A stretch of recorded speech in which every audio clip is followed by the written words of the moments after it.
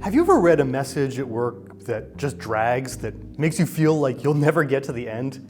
Have you ever wondered what makes some writing, even grammatical, concise writing, feel so slow? If you have, you've likely encountered writing that lacks flow. Flow describes our ability as readers to move quickly and easily between sentences, to see and understand the linguistic and logical connections between them.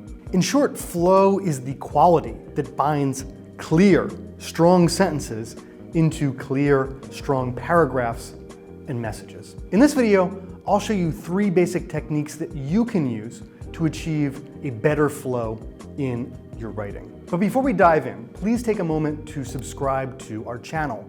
For the next few months, my colleagues and I in the Management Communication Center at the University of Florida will be posting actionable tips on workplace communication. By subscribing, you can also keep up with all the cool stuff going on at UF's Warrington College of Business.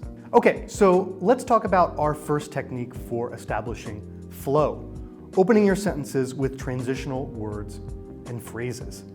Transitional words and phrases are almost certainly already a feature of your writing. They include, but of course are not limited to, words like but, next, consequently, and however, as well as phrases like as a result and in conclusion. These words and phrases concisely signal to your readers the relationship between neighboring sentences.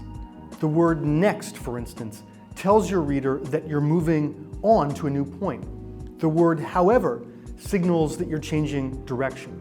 And the phrase as a result indicates that the content of your current sentence results from the content of the previous sentence. They establish flow by setting expectations for your reader, by telling them how a new sentence connects to the previous one even before they've read the new sentence in full. Now, as I've said before, you're probably already using transitional words and phrases. That's great. To further enhance your flow, use them even more aggressively and intentionally. Consider putting them near the beginning of every single sentence you write. Doing so may at first make your writing feel tedious, but remember, most of your readers will consume your writing at breakneck speed. They're way too busy grasping for meaning to criticize your writing for being repetitive. The next technique you can use to establish flow in your writing is to organize successive sentences around the same idea, person, or thing. If establishing flow is all about demonstrating the linguistic and logical connections between sentences, then there's no better way you can achieve this goal than by literally organizing your sentences around the same person, place, or thing. So if you start a paragraph by talking about your colleague Phoebe's role in a project, try to organize all of the sentences in that paragraph around your colleague Phoebe. If you do that, if you make Phoebe the actual subject of a string of sentences, your readers will quickly and easily grasp the link between those sentences. Of course, sometimes you need to change focus in your writing. Maybe Phoebe's role in the project you're describing was limited to a few weeks, and at some point in your message you need to shift gears and describe how another colleague picked up where Phoebe left off.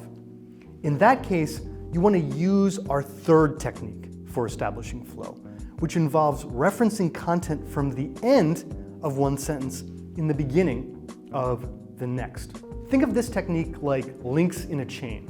You're connecting 2 sentences by overlapping the end of one sentence with the beginning of the next. Imagine, for instance, that you want to describe the project transition we discussed before. In this case, you'd wrap up your discussion of Phoebe's role in the project with a sentence like this.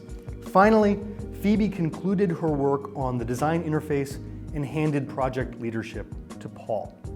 You then begin the next sentence by focusing on Paul. Next, Paul got to work on developing a marketing strategy for the new product.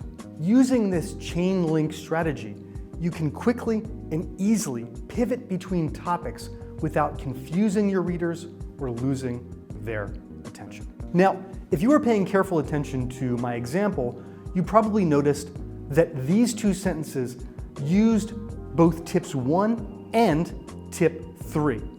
In other words, we establish flow by using both transition words and by referencing content from the end of one sentence in the beginning of the next. Combining flow techniques in this fashion is not only possible, but preferable. You can almost always combine tip 1 with either tip 2 or tip 3.